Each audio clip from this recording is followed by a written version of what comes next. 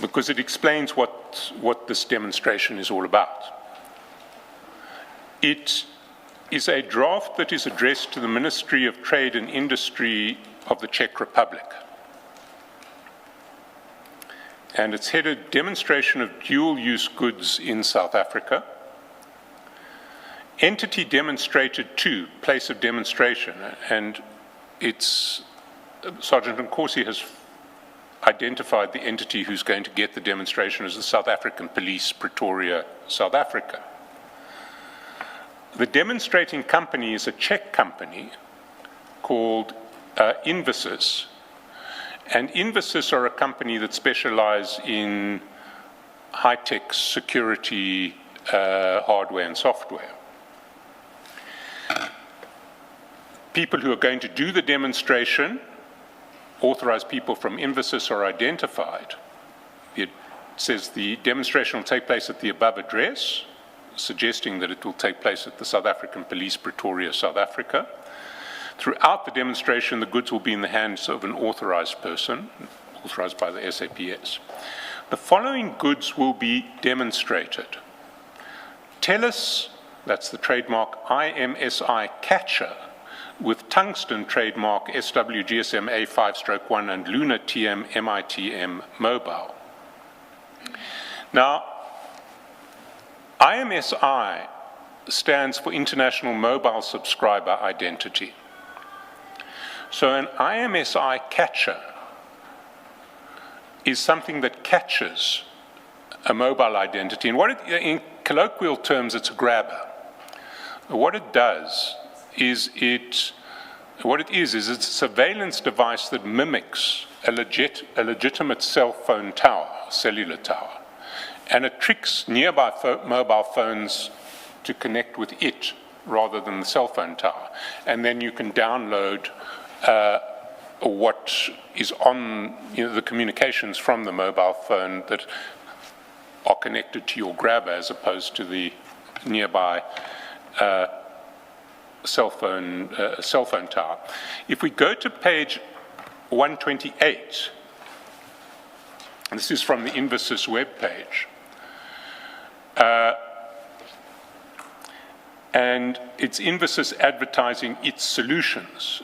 And if you look under Invasys Mobile 360 trademark, this information is a technical question. Our solutions, TELUS Luna Tungsten, or with trademarks, enable you to do it in any way necessary, ground-based, maritime, or airborne.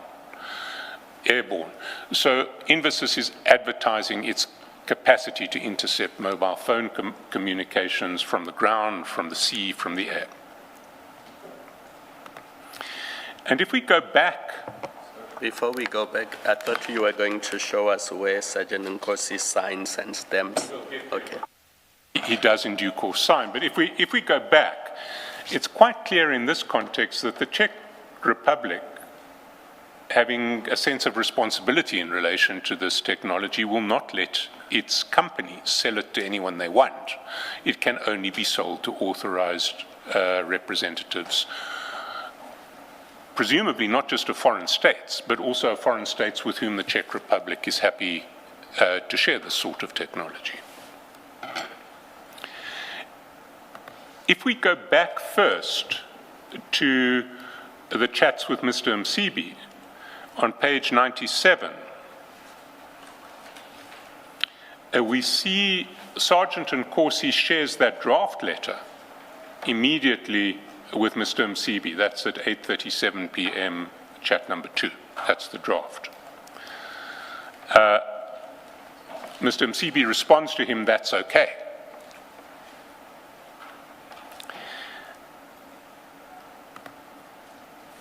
If we go back to 119, we see Mr. Jacob sending in chat number 1, sends the address at which the demo is going to take place. And in chat number 2, still on the 9th of February at 10:24 p.m., 10:24:29, let's just remember the 29 for later reference, Sergeant Nkosi returns the signed document. We'll look at the signed document in a minute. But 10/24/29 was when he returned it to Mr. Jacobs. If we go back to page 97, we see 2 seconds later he forwards it to Mr. Msibi, 10/24/31. That letter itself appears at page 130. And it is identical to the draft, except that Sergeant Nkosi has now signed it, given his force number, and put a SAPS stamp on it. So Sergeant Nkosi has represented to the Czech government that they are, or that Infosys will be demonstrating to the South African police, and that for this reason Infosys should be allowed to do so.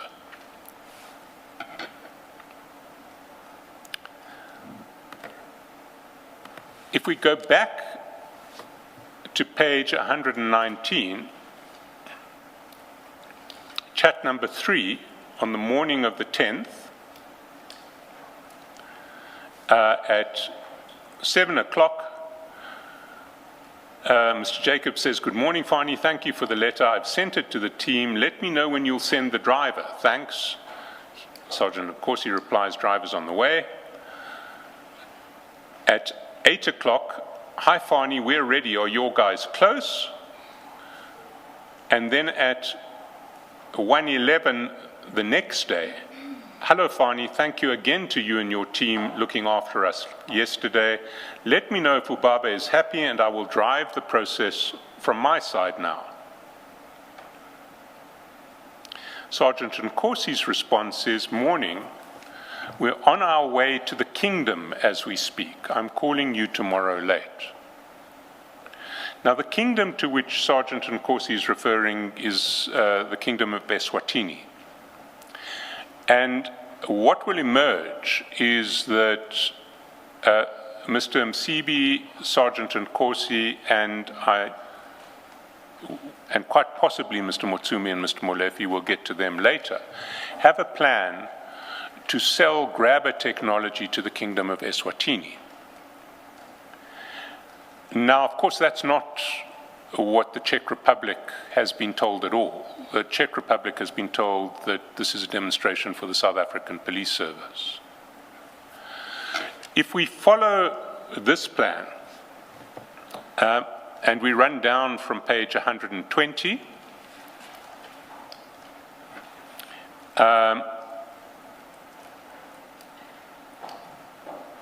chat 1, Mr. Jacobs says, "Thank you, sir, I'll be available for you." Chat 2, Sergeant Nkosi is responding to that earlier message, which is, "Let me know if Ubaba is happy," and he says, yes, he's happy. And then the process continues. If one goes to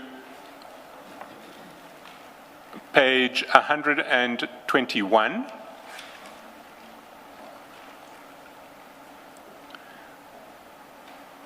chat number 7, the foot of the page, "Hi, Fani, I hope you're well. We need the company name for the contract with Infosys." And Infosys, again, was the Czech company that makes this equipment. And the email address we need to send the contract to. This will come directly from the Czech company. Over the page, this way Ubaba is protected if anyone tries to go behind his back. "Hello, Fani, hope all is well. I'm still waiting on the info for Ubaba's company and email details." Sergeant Nkosi responds, "Sharp, I'm sending." "Hello, Fani, hope you're well. Are we still on track?" And this is now the 7th of March, and Sergeant Nkosi says, "Yes, tomorrow morning the king is having a final meeting with the old man." And that presumably would be the king of Eswatini. And Mr. Jacobs says, "Okay, great, thanks." Cousin, maybe for the record, if we could relate this message, the king is meeting with the old man, to we are on our way to Swaziland. How do they relate in terms of dates? So the Well, it wasn't we're on our way to Swaziland, it was we're on our way to the kingdom. That was the 11th of February. This is now the 7th of March. So the visit may not have been the same visit.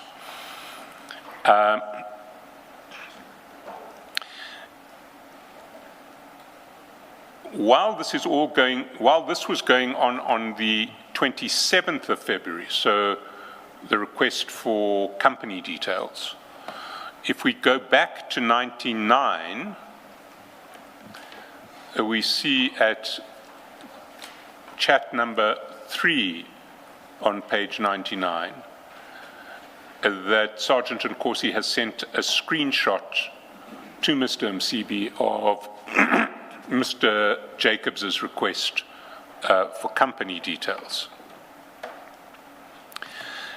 There is then a lengthy process that runs, it's concentrated in March, but then it starts dribbling out all the way through the rest of 2023. Starting at the top of 123 on the 14th of March. Hi, Fani, my friend, hope you're well. Do you have any updates? And the response of Sergeant Nkosi is, old man is coming back tomorrow morning from Swaziland. I'm sure we're going to move forward from tomorrow. We'll call you when I'm with him.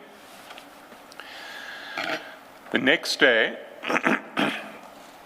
at 5 p.m., Mr. Jacobs sends Sergeant Nkosi a link, which is no longer active, but reading the link and the message that follows. It is an automated Adobe document which will generate the contract that Infosys once signed.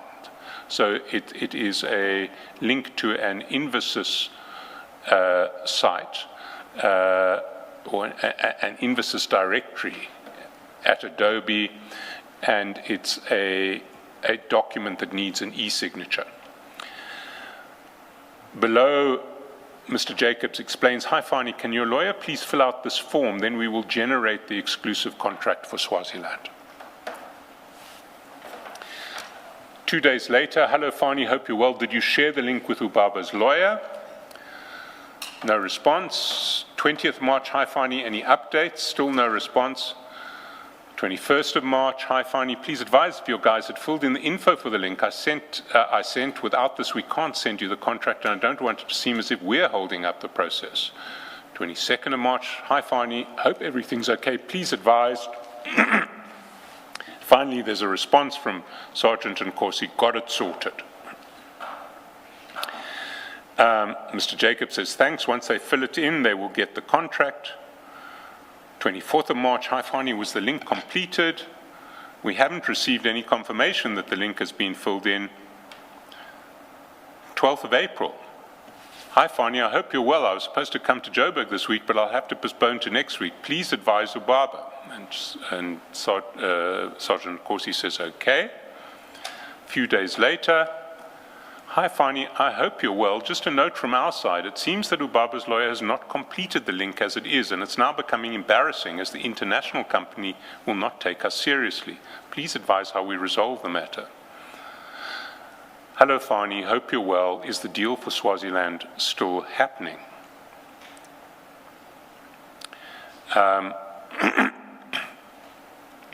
What then happens is that Sergeant Nkosi sends a contact card. All of this is now the 23rd of May for Mr. Jacobs to contact Mr. Msibi directly. Nothing then happens between the 8th of May and the 23rd of May and the 18th of August. Mr. Jacobs is still trying on the 18th of August. Hello, Fani, hope you're well. Did you forget about me? And he says, and Sergeant Nkosi responds, lol, no, I was speaking to Zweli yesterday. They spoke to the old man as well. We're hoping next month we would be winning. That's good news. Our team is ready. On and on it goes. Top of 126, hi, Fani, deal. Now, it seems that the deal was lost because if one goes to page 112, one sees that on the 17th of October, Sergeant Nkosi forwards to Mr. Msibi a message that seems to come from a partner of Sean. My brother, I'm really disappointed. It's 111, sorry, 111, chat 4. Foot of 111, but not 112, sorry.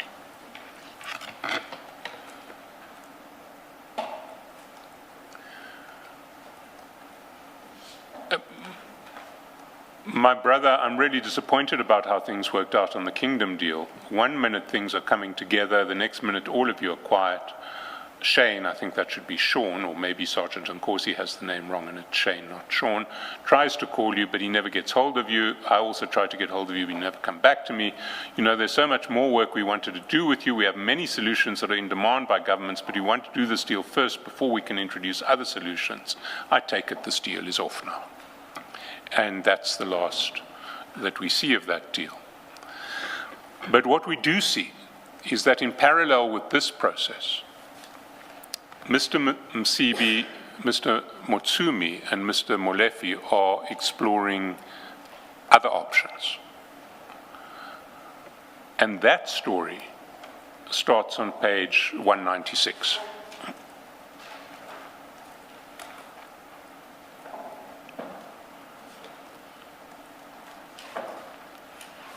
Before we get to the new story, what are we to make of Sergeant Nkosi signing documents on behalf of SAPS and purporting to represent SAPS in future agreements with either it's an international organization or international suppliers? What inference are we to draw? Well, I think the inference is that that's an out-and-out fraud, but it's a fraud to which everyone involved in that project is party.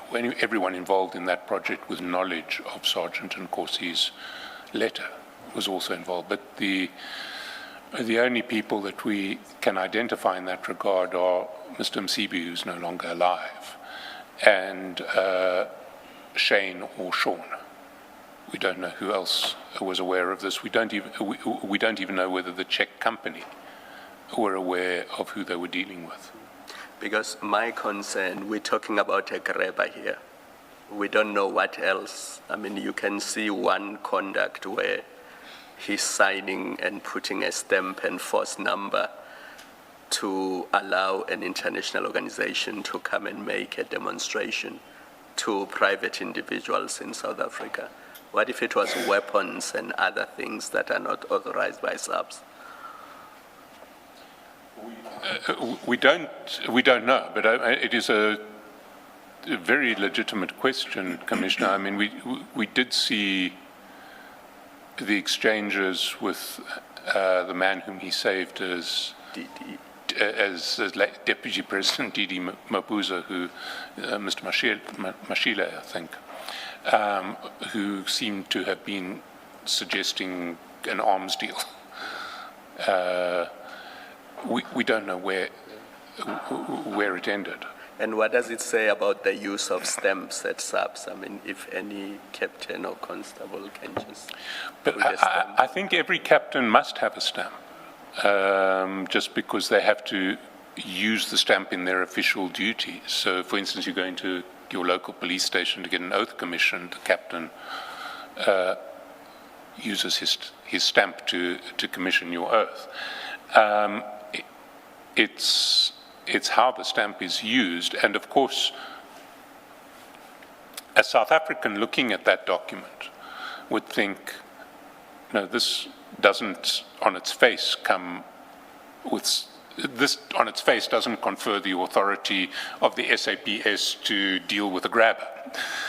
But someone in the Czech Republic wouldn't have the faintest idea whether this was, how South Africans issue authority at the highest levels of SAPS or not. So the risk is particularly heightened in relation to transactions with foreign countries or with foreign entities. Thank you. Mr. Chaskalson,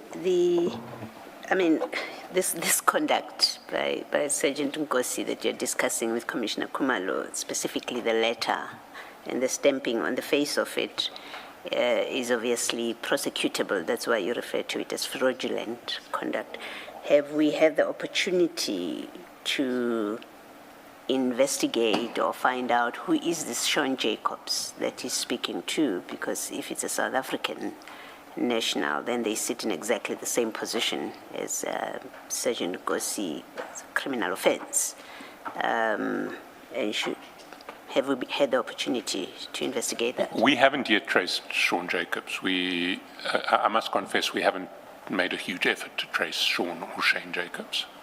We don't have, there are no obvious details relating to him other than the cell phone number, and that doesn't automatically lead to someone who, on his or her face, is Sean Jacobs or Shane Jacobs. Sergeant Nkosi would have to say who is Sean Jacobs. Thank you. And our investigators could also look into it. I'm not sure they will thank me for that. They have quite a lot on their plates at the moment, but we will look further. The parallel process I was describing starts at page 196, or our evidence of it starts at page 196. And there we see, on the 15th of May, Mr. Motsumi WhatsApps to Mr. Msibi 3 documents. The first 2 are photographs of his, their 2 passports. And the third is an itinerary. And the itinerary is at page 206. It's an itinerary for both Mr. Motsumi and Mr. Msibi. And it reflects a strange set of, or it reflects a broken set of connections. There's going to be a flight from Johannesburg to Frankfurt, and then a connecting flight almost immediately from Frankfurt to Paris. That will take Mr. Msibi and Mr. Motsumi to arrive in Paris on the 16th of May at 8:20 in the morning. The next flight is not from Paris, it's from Hamburg in Germany, and that's 2 days later, on the 18th of May. And that is a flight from Hamburg to Zurich, and then as a connection to get back to Johannesburg from Zurich. So one imagines that Mr. Motsumi and Mr. Msibi were going to make their own way, or would make their way from Paris to Hamburg, which is relatively close, either by train or by plane, at some stage between 16 and 18 May. If we go back to the 16th of May, we see that's the day after the itinerary came. Mr. Msibi sends to Mr. Motsumi a company profile for a company which is actually a closed corporation called Themi Style CC. And the Windeed page for Themi Style is at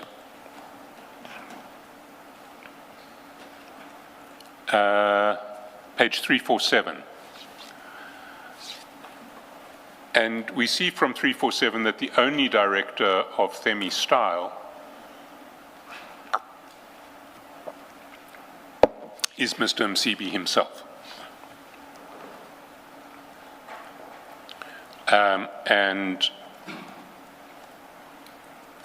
according to the history of the reflected on the Windeed search, there's never been any other, sorry, it's a CC, the only member. He has always been a member, and then after the conversion into PTY Limited, the sole director. So he was the sole member, then the sole director. If we go back to the profile of Themi Star,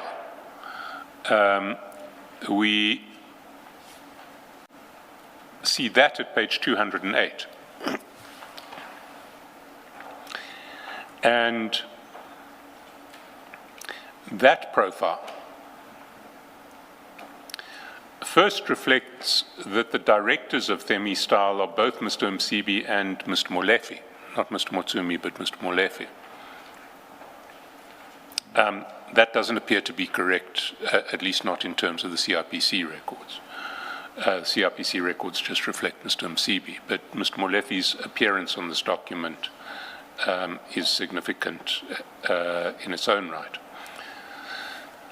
Then it says the company vision to be the #1 trusted intelligence security services provider in Southern Africa and beyond. Its mission, over the page, to provide security services through protecting clients' valuable assets through preventative protection services, private detectives and investigators, consulting, technical surveillance, digital polygraphy and professionalism, and then the background. Themi Style is a security consultant company whose primary objective is to offer technical support, advice, training, report compilation, and procurement of needed security systems. We ensure that state-owned assets are up to date with the latest security systems, tools, trends, and technology. We further identify and eradicate potential security threats and act as an agent who shall be capable of negotiating and entering into agreements on behalf of companies. Over the page, there are certain services that Themi Style advertises: improved security management, improved risk management, provide secure security systems, provide cross-border security detail, specialist security training, improve on reported security test results, analyze security systems and measures, improve, design, implement, and monitor all security protocols, policies, and procedures. So Themi Style is presenting itself as a state-of-the-art high-tech security company with surveillance capacity, and as a company that provides services to the state. We ensure that state-owned assets are up to date with the latest security systems, tools, trends, and technology.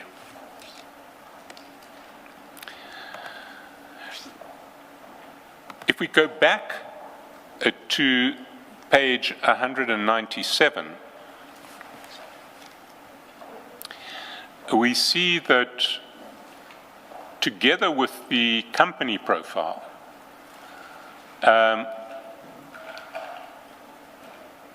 Mr. Msibi forwards to Mr. Motsumi an email,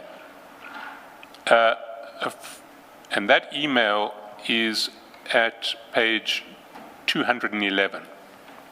Sorry, it's the first chat at the top of page 197 where the email's forwarded, but the email itself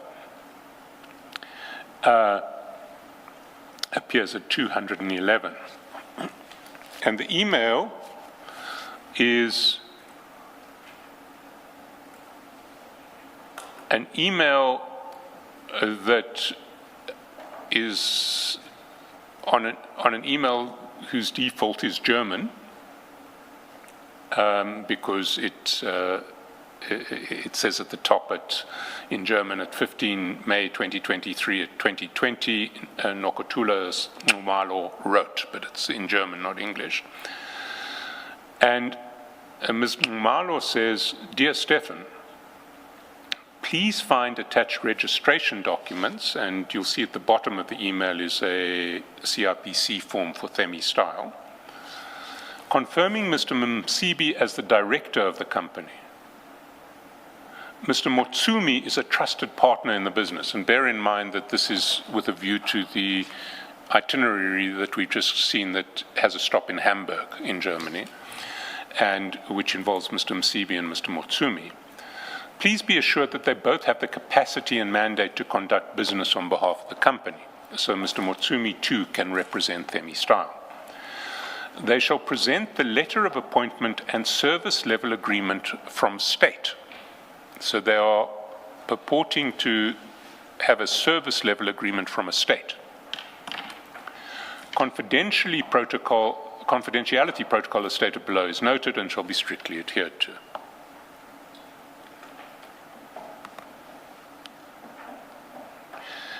Now, again, we have a situation where a European dealer, and we will look at what we suspect was being sold here. But a dealer in high-tech security surveillance equipment and the like is being told that Mr. Msibi and somebody else represent a state. There is then on the 16th of May a series of itineraries, additional itineraries and changes, none of which are of consequence for us. But the next step, and bear in mind this is 16 May where the 15-16 May, the original itinerary related to a trip from 16th to 18th May. If we then go to page 185,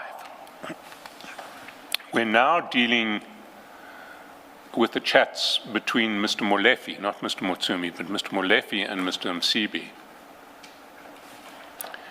And at page 185, we see that on the 4th of June, Mr. Molefe, in other words, that's about just over 2 weeks after the proposed return from Zurich, from Europe, Hamburg via Zurich. Mr. Molefe forwards to Mr. Msibi in chat number 5 a quotation. And that quotation we see at page 193.